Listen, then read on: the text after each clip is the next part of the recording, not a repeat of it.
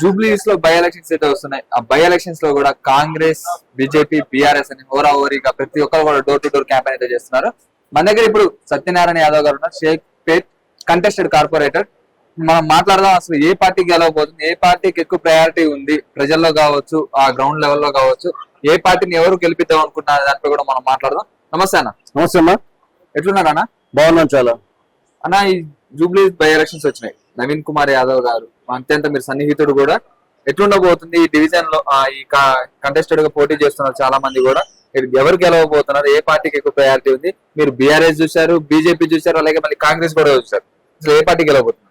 అంటే ఇప్పుడు నేను చెప్తే మీ పార్టీ డబ్బా మీరు కొట్టుకుంటారు అనుకుంటారు, కానీ టికెట్ రావడంతోనే మాకు తెలిసిపోయింది విజయం మాదే అని. ఇంకా మా నామినేషన్ వేయలేదు నవీన్ యాదవ్. ఓకే, నామినేషన్ చేసిన తర్వాత మీకు తెలుస్తుంది ఈ వ్యూ ఎలా ఉంటుంది, వన్ సైడా ఇంకా ఏ సైడ్ అని తెలుస్తుంది. కానీ మాకైతే నమ్మకం ఉంది, నవీన్ యాదవ్ ని మా నాయకుడిని గెలిపించుకుంటామని అనుకుంటున్నాము. ప్రజలు కూడా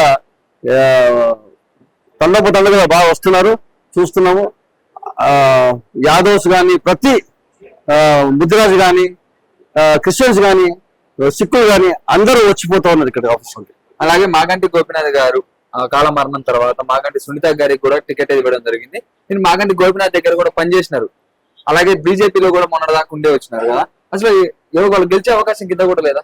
ఎట్లున్నారు మాగంటి గోపినాథ్ గారు? ఏమైనా అభివృద్ధి పనులు చేశారా? ఇప్పుడు ఒకటండి, సానుభూతి అనేది ఉండదు. ఓకే, అంటే బిఆర్ఎస్ పార్టీ వాళ్ళు సానుభూతి పరంగా టికెట్లు ఓట్లు పడతాయి, టికెట్ ఇస్తాయని అనుకుంటున్నారు, కానీ ఒకప్పుడు అది, ఇప్పుడు లేదు.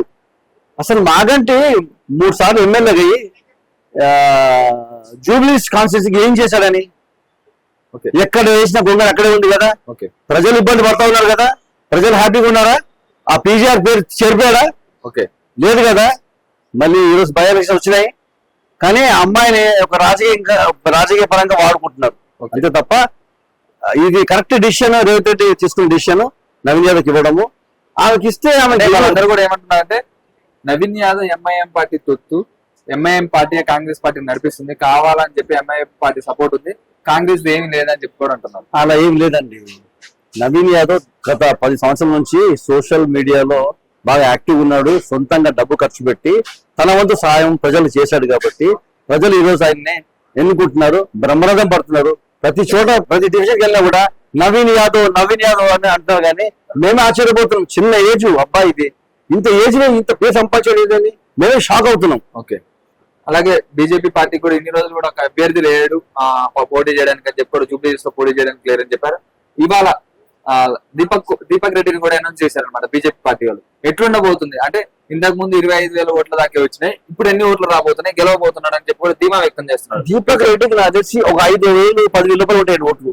ఎందుకట్లా అంటే మళ్ళీ దీపక్ రెడ్డి ఇవ్వడం వల్ల కేఏ పాల్లాగా మళ్ళీ వచ్చాడు బీజేపీ పరువు పోయింది ఆల్రెడీగా. ఎందుకట్లా అంటే మాకు గట్టి పోటీ ఉంటుంది అనుకున్నాను, కానీ ఆ పోటీ కూడా మాకు లేకుండా పోయింది. అంటే ఎవరుంటే మీకు గట్టి పోటీ ఉండేది? అంటే ఇద్దరు లేరండి, మాకు ఇద్దరు లేరు, కానీ మా సునాయాసం గెలిచిపోతాం మేము, మాకు తెలుసు. అదే ఎట్లా తెలుస్తుంది మీకు? అంటే ఇంతకు ముందు క్యాండిడేట్ మాకు పోటీ గట్టి లేరండి. మాకు 2020గా పోతాం అనుకున్నాం, కానీ మాకు 2020గా టెస్ట్ మ్యాచ్ లాగా అయిపోయింది మాకు. ఓకే, అదే డైరెక్ట్ స్వీప్ అవుట్ మీదేనా? స్వీప్ అండి, నో డౌట్ దీంట్లో. అంటే మరి బీఆర్ఎస్ పార్టీ కూడా గట్టి పోటీ ఇస్తుందని కూడా చెప్పు. లేదండి, దాదాపు రాదు, అది కాదు, మాకు పోటీ ఉండదు. ఓకే, ఫైనల్ గా ఏం చెప్పదలుచుకున్నారు జూబ్లీస్ ప్రజలకు కావచ్చు, బీసీలకు కావచ్చు, ప్రతి ఒక్కరు కూడా ఎట్లా సపోర్ట్ చేస్తున్నారు మీకు, ఎట్లా ప్రచారం చేస్తున్నారు? ఇప్పుడు నవీన్ యాదవ్ బీసీ బిడ్డ, ముద్దు బిడ్డ, పేద ప్రజలకి దగ్గరగా ఉండే వ్యక్తి. పిలిస్తే అన్న అంటే తమ్మి అని పిలిచే మనిషి, అర్ధరాత్రి ఫోన్ చేసినా కూడా టక్కున వెళ్ళిపోయి సాయం చేసే మనిషి. ఈ ఇక్కడ బిసుగూడలో వాళ్ళ నాన్నగారు చాలా మంచి పని చేశారు.